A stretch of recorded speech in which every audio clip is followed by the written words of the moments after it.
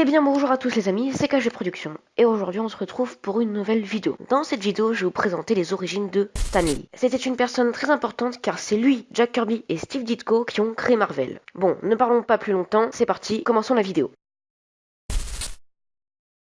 Stan Lee, de son vrai nom Stanley Lieber, est né en 1922 à New York. Il est fils d'immigrants roumains juifs venus s'installer aux États-Unis. Il grandit dans le quartier du Washington Heights durant la Grande Dépression. D'origine très modeste, en parallèle de ses études à la DeWitt Clinton High School, une université du Bronx, il enchaîne les petits boulots pour aider sa famille.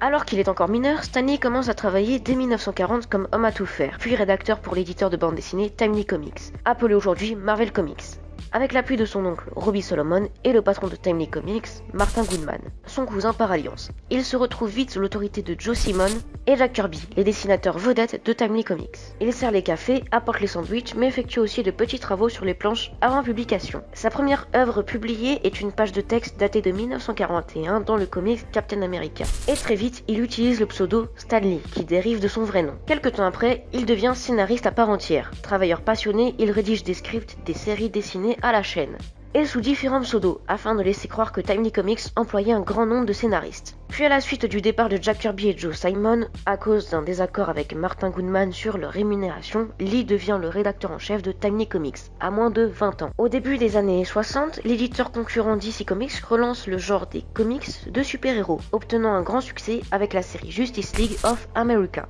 qui narre les aventures d'une alliance emmenée par Wonder Woman et Flash. Martin Goodman souhaite profiter lui aussi de ce regain de popularité, amenant Stan Lee à mettre au point leur propre équipe de super vengeurs. Pour Marvel Comics, le nouveau nom de l'éditeur succédant à Atlas Comics et Timely Comics.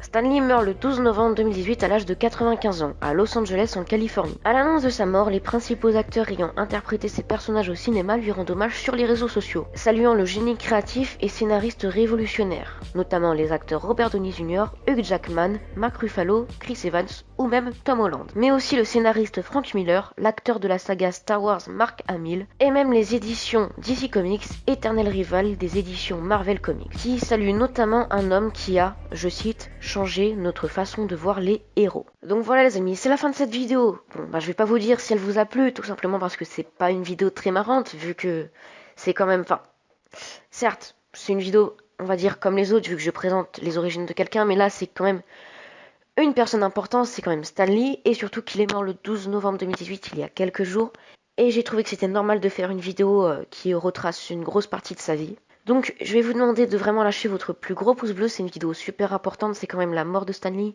c'est quand même la vie de Stan Lee que je vous raconte, c'est quand même une grande personne, une personne qui a révolutionné les comics, donc vraiment, likez, commentez, partagez et abonnez-vous en masse à la chaîne YouTube. Donc voilà les amis, c'est la fin de cette vidéo, ciao tout le monde.